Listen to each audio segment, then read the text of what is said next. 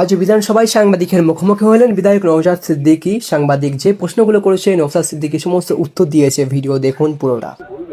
দেখুন, এখন যারা সরকারে আছে কর্মসংস্থান বৃদ্ধির কথা বলেছিল, বেকারত্ব দূরীকরণের কথা বলেছিল, শুধু তাই নয়, আজ থেকে 2 বছর আগে কলকাতা কর্পোরেশন বা বিভিন্ন পৌরসভা এলাকায় যে হকার উচ্ছেদ বা বেআইনি নির্মাণের বিরুদ্ধে বুলডোজার চলছিল, তখন এলওপি হিসাবে শুভেন্দু অধিকারী মহাশয় বলেছিলেন এগুলো বন্ধ করতে হবে, নাহলে আমি সামনে গিয়ে দাঁড়াবো।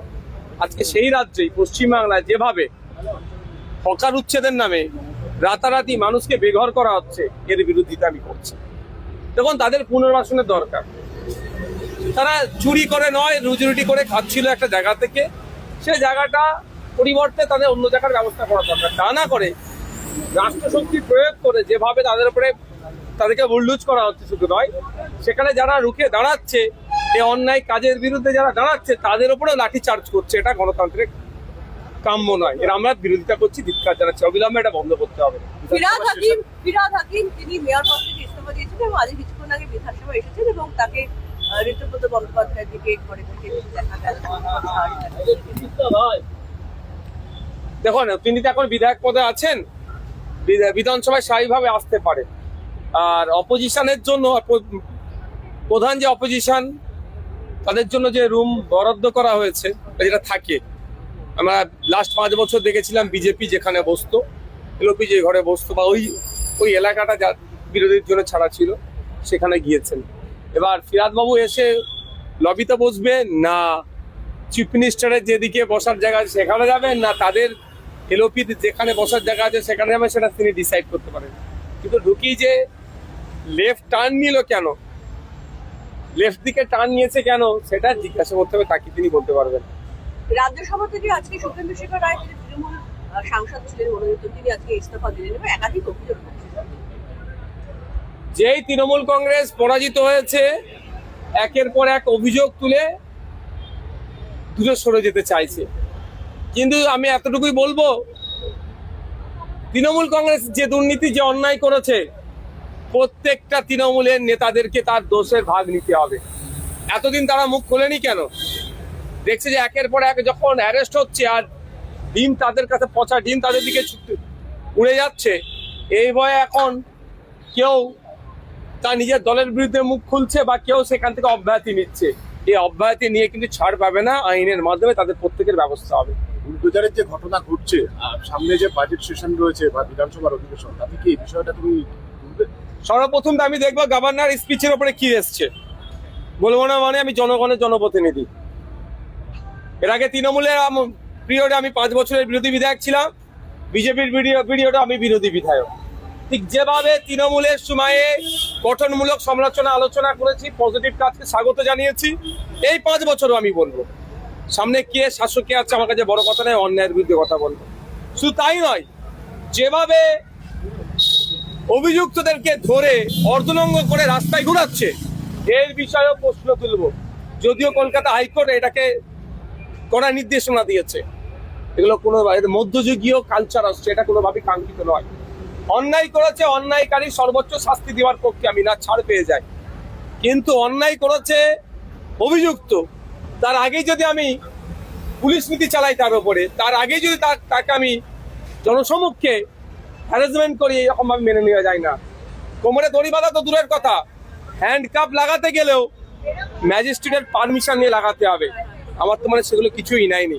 কিন্তু আমি একটা জিনিস অদ্ভুতভাবে লক্ষ্য করছি, একের পর এক তৃণমূলের নেতাদেরকে, বিধায়কদের পর্যন্ত কোমরে দড়ি বেঁধে প্রাক্তন বিধায়ককে এইভাবে নিয়ে যাচ্ছে। তৃণমূলের সুপ্রিতন সুকেনিন কামান, তৃণমূলের লিগাল সেল কি ঘুমাচ্ছে? তাদের কোনো কথা নয় যে পুলিশের কর্তা ওইভাবে ঘোরাচ্ছে, তার বিরুদ্ধে লিখিত কমপ্লেন করলে চাকরিটা থাকবে কি সন্দেহ আছে। তারপরে তৃণমূল কংগ্রেস এমন লেভেলের দুর্নীতি হয়তো করে ফেলেছে, মুখ খুলতে কেউ সাহস পাচ্ছে না। এই বিষয়গুলো বাজেট সেশনে অবশ্যই উঠবে, গভর্নর স্পিচে কি আসছে তার উপরে উঠবে, আলোচনা হবে। শপথ গ্রহণের পরে জাহাঙ্গীর খান তিনিও গ্রেপ্তার হলেন।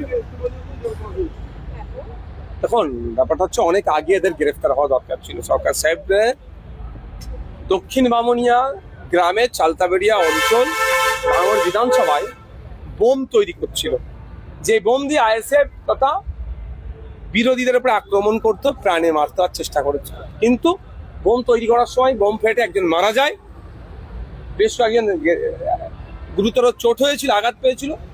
যে নিয়ে এসে বোম তৈরি করাচ্ছিল ওহিদুল ইসলাম আগে গ্রেফতার হয়েছিল।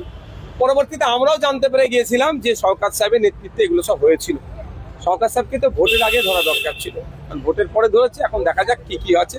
ওনার বিরুদ্ধে শুধু বোম বাঁধানায় একাধিক মার্ডার কেস আছে, সেগুলো হবে। ভাঙড়ের রাজ্জাক খা তৃণমূলের নেতাকে এই শওকত সাহেবের ইন্ধনে খুন হয়েছে, সেই মামলা হবে। আমাদের 3টে কর্মীকে পঞ্চায়েত নির্বাচনে খুন করেছে, সেই মামলা হবে। ক্যানিং পূর্বে প্রচুর লোকের জমি জায়গা লুট করেছে, সেই মামলা হবে। অনেক বেনামি সম্পত্তি আছে, সেগুলো ইডি দেখবে। এক কথায় সূর্যের মুখ আমার মনে হয় উনি আর দেখতে এখন পাবেন না। আজকে দিল্লিতে ইন্ডিয়া জোটের বৈঠক, মমতা বন্দ্যোপাধ্যায়ের যোগদান, সোনিয়া গান্ধীর পাশে তাকে দেখা যাচ্ছে, বিরোধীদের ঐক্যবদ্ধ হওয়ার ব্যাপার। আমি আবারও বলছি, যদি সত্যিকারের অর্থে মমতা ব্যানার্জি মহাশয়া বিরোধী রাজনীতি করতে চাই পশ্চিম বেঙ্গলে, সর্বপ্রথম কাজে ওনার এই বিধানসভার মধ্যে আসা। এই বিধানসভায় যদি কন্যা আসতে পারে, আমি মনে করব বিজেপিকে পশ্চিমবাংলাটা অপবাদ দিয়ে করতে হবে। এতে 15 বছর ধরে দুধেল গাইগুলোকে বোকা বানিয়েছে, তাদের মাসিয়া সেজেছিল। আগামী দিনে হুমায়ুন কবির বলেছেন যে দাঁড়ান, তাহলে তিনি তার পাশে দাঁড়াবেন, তাকে জেতানোর জন্য সবকিছু চেষ্টা করবেন। যদি মমতা বন্দ্যোপাধ্যায় দাঁড়ায়, তাহলে আইএসএফ কি সেখানে প্রার্থী দেবে না? কেন দেবো না? আইএসএফ এর রেজিনগরে প্রার্থীদের প্রশ্ন আসছে না, কারণ বামেদের সাথে আমাদের জোট ছিল। আমরা রেজিনগরটা আমাদের ভাগে পড়েনি, সুতরাং আমাদের প্রার্থীদের রাখলে প্রশ্ন আসছে না।